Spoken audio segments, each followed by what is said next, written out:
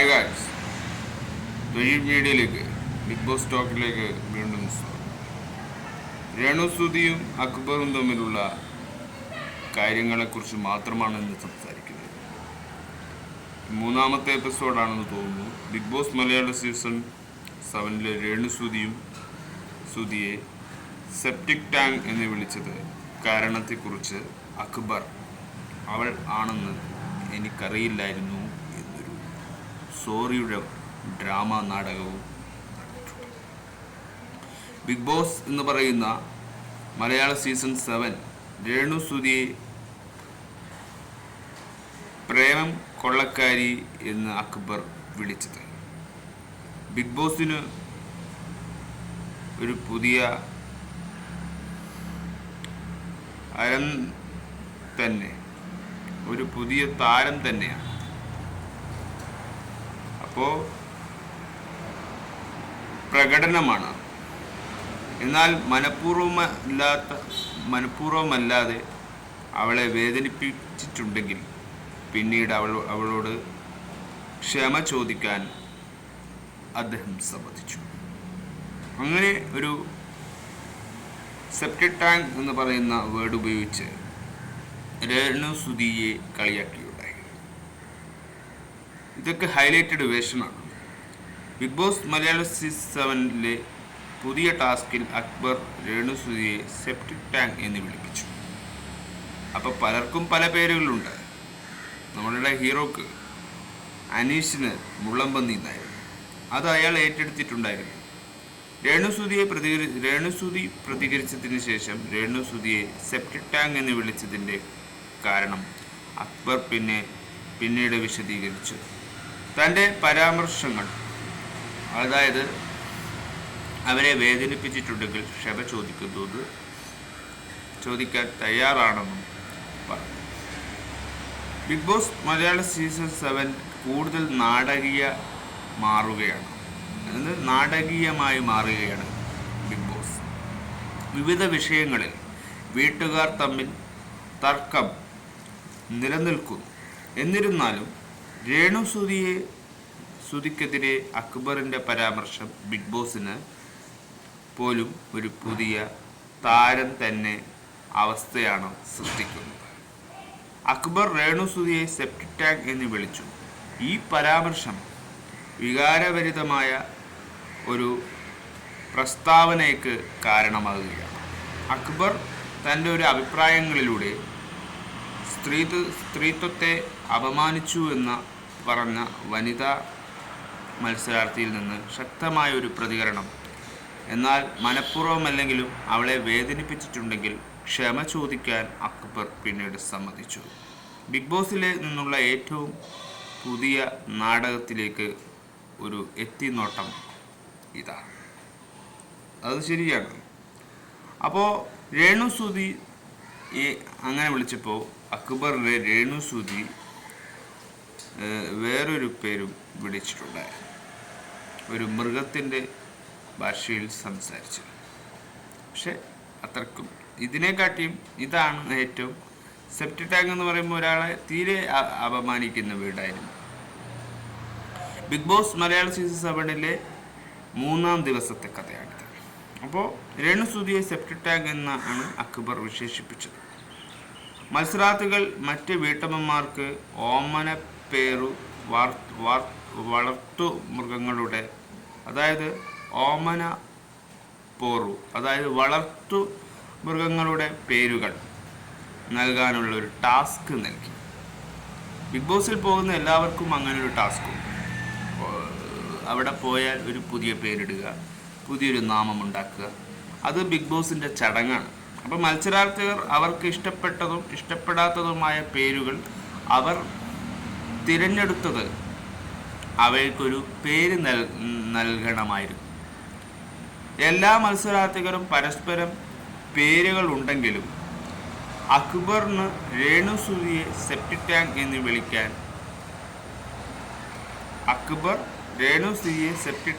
വിളിക്കാൻ തീരുമാനിച്ചു. ഇതിൽ വളരെയധികം വേദനിച്ച രേണു നൂറയോട്, അത് ഇത് വളരെയധികം വേദനിച്ച നൂറയോട് തന്നെ ഇങ്ങനെ വിളിക്കുന്നത് ഇതാദ്യമാണ് എന്ന് പറഞ്ഞു.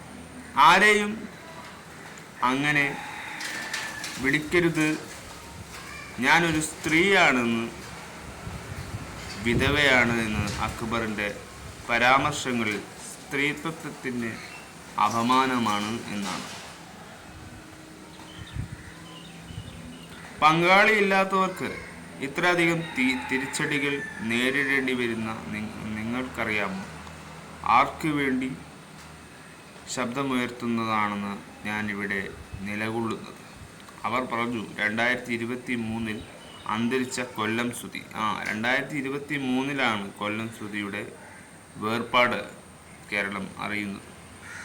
സുധിയുടെ ഭാര്യയാണ് രേണു സുധി. ഓൺലൈനിൽ നിരവധി ട്രോളുകൾ അവർ നേരിടുന്നുണ്ട്.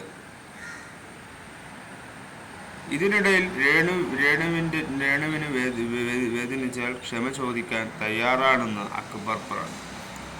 അവളുടെ ഉള്ളടക്കം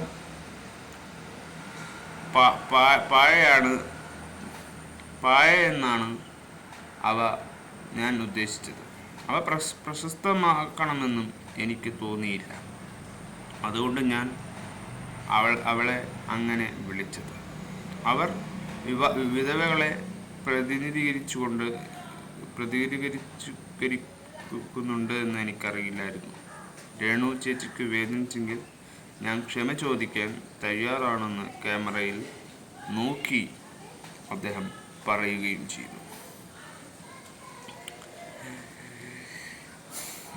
സ്റ്റെപ്പ് ടാങ്കൊന്നും മൃഗങ്ങളെ വെച്ചുള്ള പേരുകളും അങ്ങോട്ടും ഇങ്ങോട്ടും പേരിടകൾ ചടങ്ങുകൾ കഴിഞ്ഞ 3ാമത്തെ എപ്പിസോഡിൻ്റെ ബിഗ് ബോസ് ടോക്കാണ്.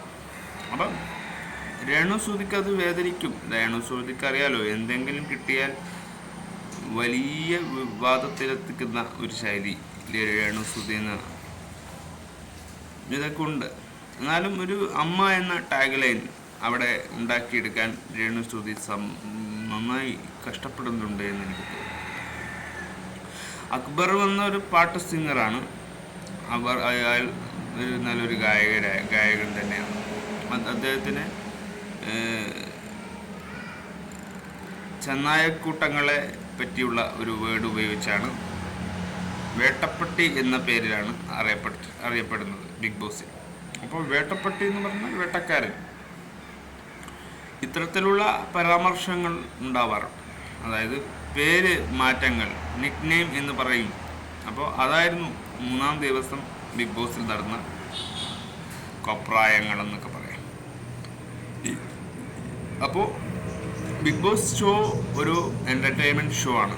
അവിടെ നിലവാരങ്ങൾ ഒക്കെ ജഡ്ജ് ചെയ്യുന്നത് നമ്മളാണ് എന്നത് വീണ്ടും വീണ്ടും അറിയണം.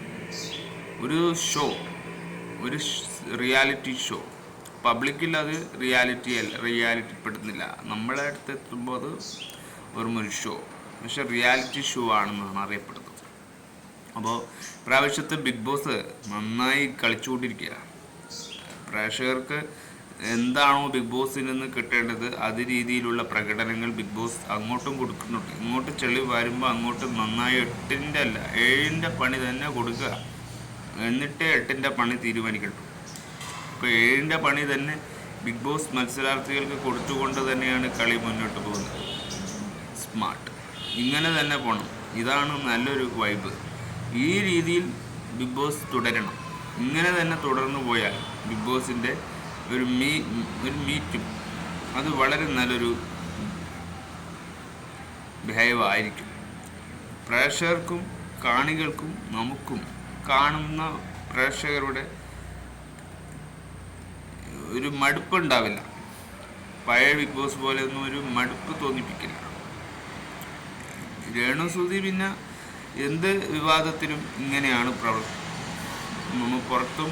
പക്ഷേ ഇത് പുറത്താണ് എഫക്റ്റ് ചെയ്യുക. രേണു സുധി വിവാദം പുറത്തുള്ള കാര്യങ്ങളാണ് എഫക്റ്റ് ചെയ്യുന്നത്, അകത്തുള്ള കാര്യങ്ങളല്ല അവിടെ പരാമർശിക്കുന്നത്.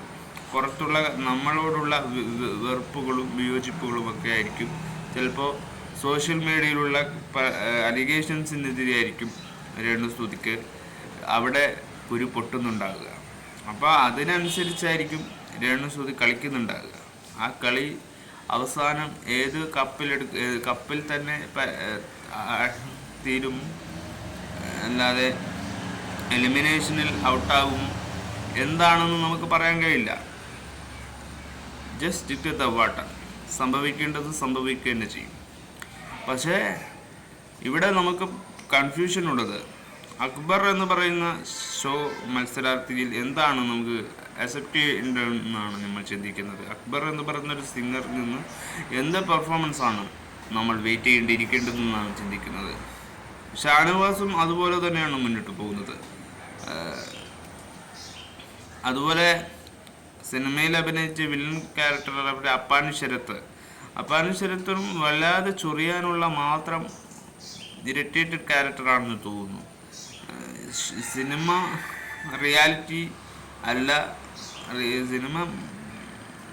സിനിമയിലൂടെ ജീവിച്ച് സിനിമ തന്നെ ജീവിതമാക്കി റിയാലിറ്റി കൊണ്ട് നടക്കുന്നവരാണ്. അതേ രീതിയിൽ തന്നെയാണ് അപ്പാനു ശരത്തിൻ്റെ ബിഹേവിയർ. അപ്പോൾ എല്ലാം കൂടി നോക്കുമ്പോൾ ഒരു ഡ്രാമയാണ്, ഒരു നാടകീയ കഥകളൊക്കെ കാണാം. ബിഗ് ബോസിൻ്റെ ആ ഒരു മേൽച്ചുവടുകളിൽ നിന്ന് നമുക്കിങ്ങനെ കാണാൻ പറ്റും. അപ്പം മുംബൈയിൽ ബിഗ് ബോസ് അരങ്ങ് തകർക്കുകയാണ്.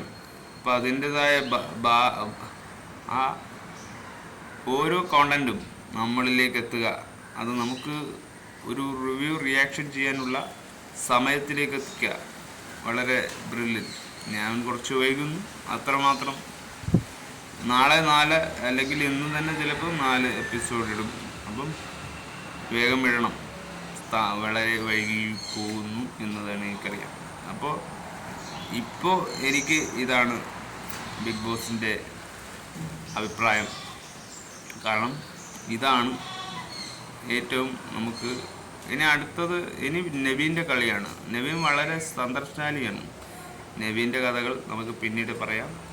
By for ever.